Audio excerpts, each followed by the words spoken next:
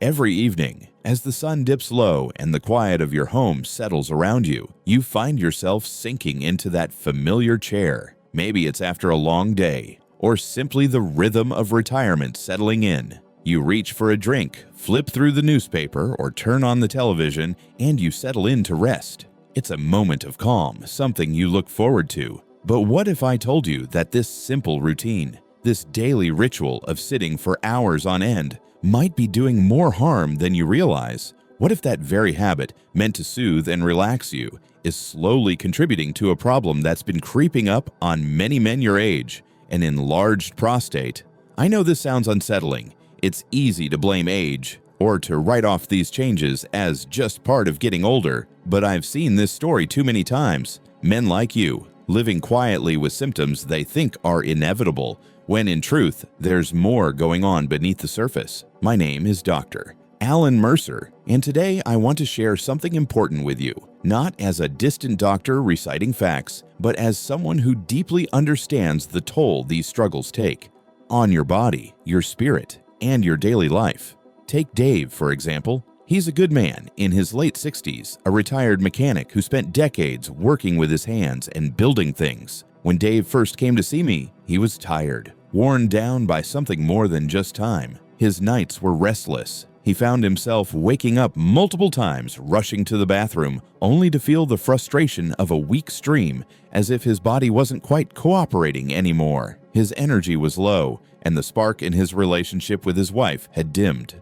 Dave told me he just assumed this was normal for his age. But as I listened, it became clear that something else was at work. When we ran the test, the picture emerged: benign prostatic hyperplasia, or BPH, a common condition where the prostate enlarges and begins to press against the urethra, causing those uncomfortable urinary symptoms. But what surprised Dave most was learning about the hidden role a seemingly harmless habit played in making his symptoms worse. It wasn't just age, it was something much more subtle, and something within his control. The prostate is a small but vital gland nestled just below the bladder, wrapped around the urethra, the tube that carries urine out of your body. It may be small, but it has an important job, producing seminal fluid to nourish and transport sperm, playing a key role in male reproductive health. But like all organs, the prostate depends on good circulation and a healthy balance of hormones to function well. When the prostate swells, it squeezes the urethra, and that's when symptoms begin. Frequent urges to urinate, difficulty starting or stopping, weak flow, and that frustrating feeling of not fully emptying the bladder.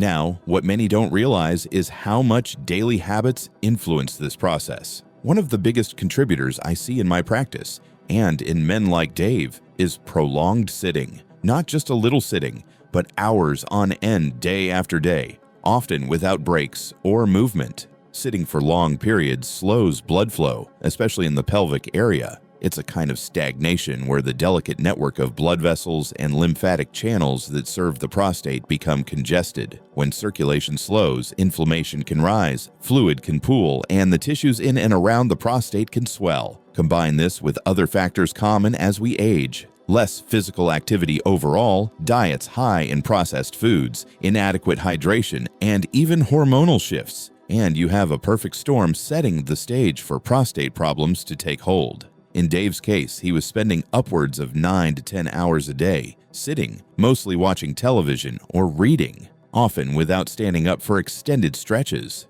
It was an unintentional trap, one that crept up slowly until it became the norm. But before you start feeling guilty or overwhelmed, let me be clear, this is not about blame. Life today, especially after retirement, naturally tends to slow down. Our bodies crave rest after years of hard work, and sitting feels like the natural way to recharge. Yet, this very rest can become the silent enemy when it crosses certain boundaries. The body needs rhythm, a balance of movement and stillness to stay healthy. Without it, even the most resilient systems start to falter. Sitting, in itself, is not the villain, but when it becomes prolonged and unbroken, it creates a sort of pelvic stagnation. Imagine a river that begins to pool in places because the flow has slowed. The water becomes murky, the plants along the shore start to wilt, and the fish struggle to breathe. Your pelvic region works much the same way. Without movement, the blood and lymph fluid that nourish and cleanse the prostate grow sluggish. This stagnation leads to inflammation and swelling, which, in turn, presses on the urethra, causing the urinary symptoms that so many men find embarrassing or frustrating. On top of this, sitting for long periods also impacts hormone levels. Fat tissue in the pelvic region can convert testosterone, the hormone that supports prostate and overall male health, into estrogen. This hormonal imbalance can further exacerbate prostate enlargement. The good news is that this process is not irreversible. It's a signal that your body is asking for change, for renewed flow and vitality. I want to emphasize that Dave wasn't lazy or careless. He was living his life as best he could, in a routine that felt comfortable and familiar. But once he understood the role his sitting habits played in his prostate health, he was eager to take small steps toward change. And the results, as I'll share later, were profound. The first step toward healing is awareness. Understanding that your body isn't broken, it's just stalled. It's been asking for something simple yet powerful: movement. Not extreme exercise or marathon runs, but gentle, consistent shifts that keep the blood flowing, the lymph clearing, and the hormones balanced. So what does that look like in everyday life? It might be as simple as standing up every 45 minutes to take a brief walk around the room, stretching your hips and lower back, using a firm cushion to support your posture when you do sit, drinking more water and herbal teas that support prostate health, like nettle or saw palmetto,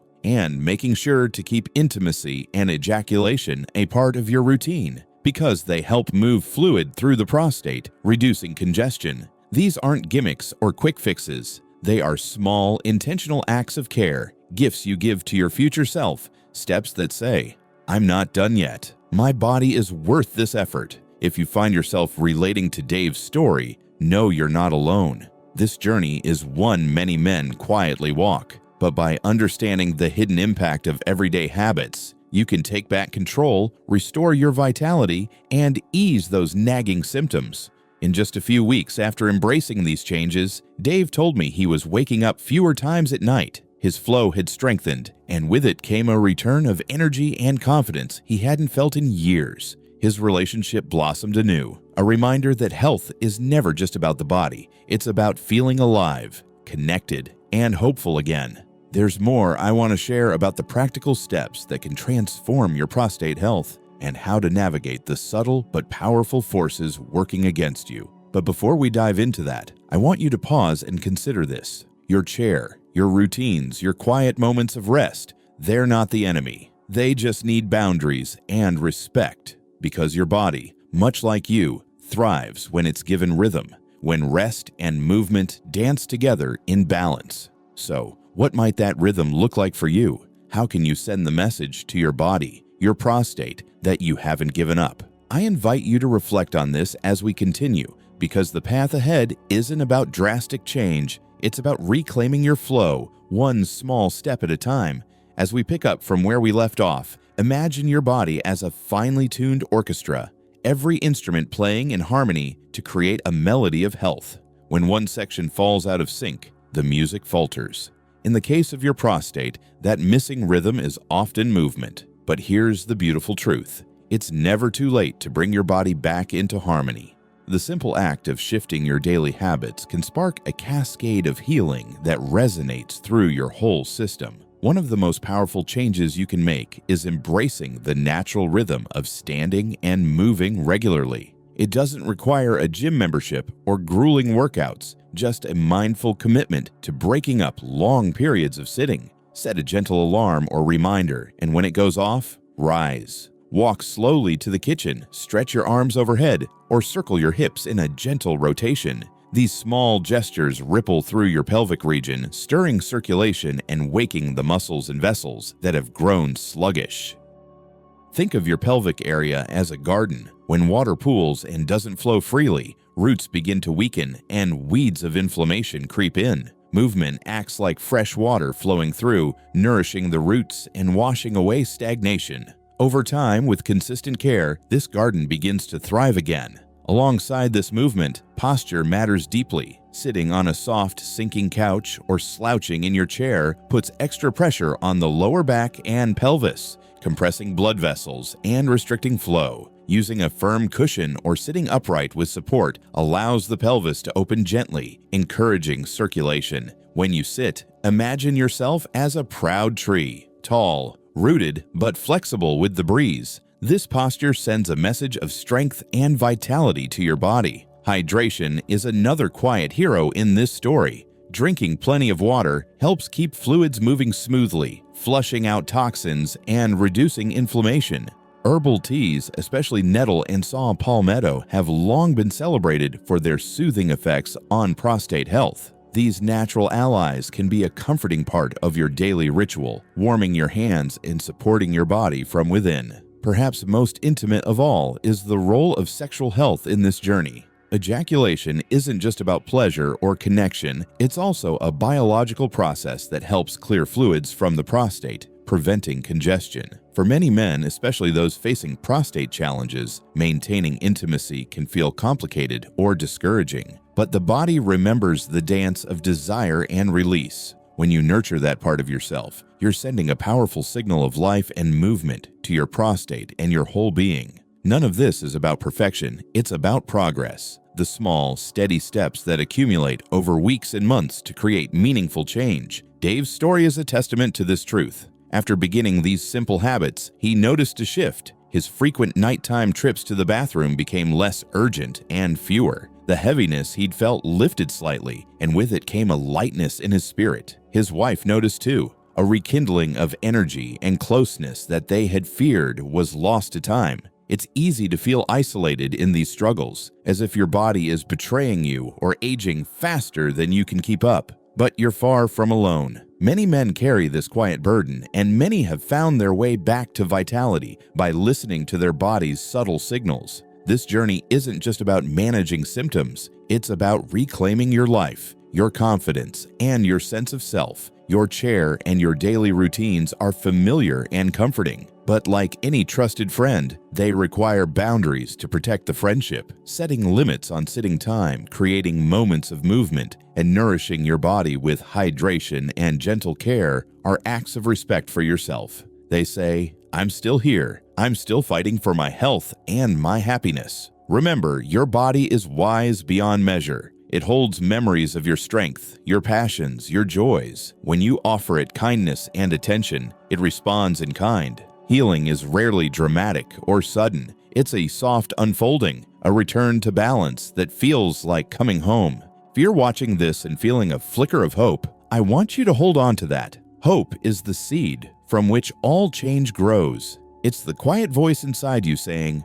"I want better. I deserve better." Let that hope guide you toward small, consistent actions, standing up a little more, walking a little farther, sipping water a little slower. And when you take these steps, know that you are not just caring for your prostate, you're caring for your future. The days ahead can be fuller, freer, and richer with vitality than you might have imagined. The journey may have its ups and downs, but every effort you make is a victory in itself. If Dave's story resonates with you, or if you've noticed the signs of prostate trouble creeping into your life, take heart. You have the power to change your path. These simple lifestyle shifts I've shared are tools you can begin using today without waiting for a perfect moment or a dramatic event. Each moment of movement, hydration, and care is a message to your body. I'm still here. I'm worth this.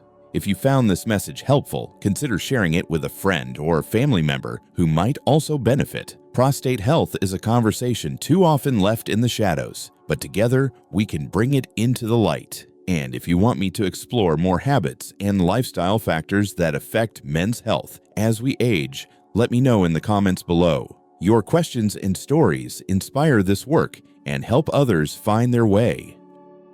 Thank you for spending this time with me. Remember, no matter your age or what challenges you face, you are not alone, and you are never too old to reclaim your health and your life. This is Dr. Alan Mercer, wishing you strength, hope, and the courage to take the next step.